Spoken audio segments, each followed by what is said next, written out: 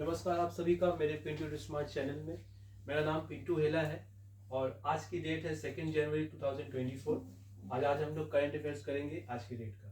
तो पहले पॉइंट से डिस्कशन शुरू करते हैं दोस्तों। GST revenue growth dips to a 3 month low in December, rupees 1,64,800 crore, about 1.8% lower amount collected. मतलब जीएसटी का जो रेवेन्यू अभी जो दिसंबर महीने में जो कलेक्टेड हुआ है वो 3 महीने में सबसे कम है। वो सिर्फ 1,64,800 करोड़ ही है, जो कि 1.8% कम है कलेक्शन हुआ है पिछले कुछ महीनों में। 3 महीने में लो है। तो फिलहाल अभी 10 वर्षों तक अच्छा कलेक्शन हो रहा है जीएसटी का, वो 1.6 करोड़ है, मतलब 1,60,000 करोड़ के करीब है। मतलब अच्छा खासा अमाउंट हो रहा है, लेकिन 3 मंथ्स का जो ट्रेंड है वो कम है। नेक्स्ट पॉइंट है India and Pakistan exchange list of nuclear installations. India और पाकिस्तान ने एक एक्सचेंज लिस्ट जारी किया है जिसमें वो न्यूक्लियर इंस्टॉलेशन जो होता है, जो भी एटॉमिक जो बॉम्ब होता है, जो भी इंस्टॉल होता है उनका सेंटर में, तो ये दोनों अपना लिस्ट किए, एक दूसरे को एक्सचेंज किए हैं और ये भी साथ में बताए हैं कि इंडिया भी उनको अटैक ना करे, पाकिस्तान भी अटैक ना करे इंडिया को। इस हिसाब से ये चीज एक्सचेंज किया गया है।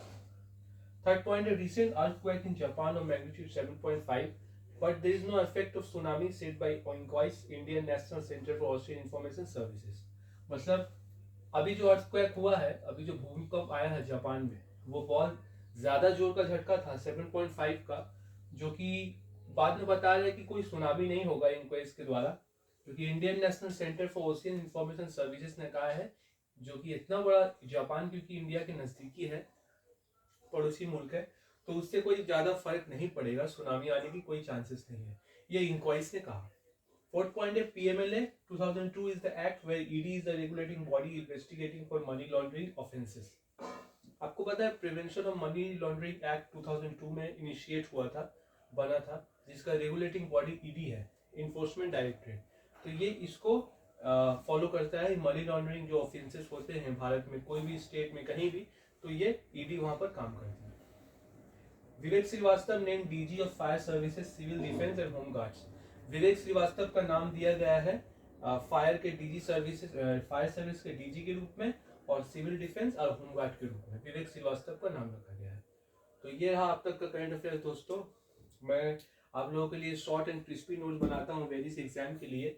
ये banking as well as SSC others exam, state level exams के लिए भी इंपॉर्टेंट रहता है, और ये करंट अफेयर्स नोट्स काफ़ी इंपॉर्टेंस है आपकी एग्जाम्स में, और होपफुली आपको ये मदद करेंगी। तो आप तक के लिए यही दोस्तों, thank you so much, thank you.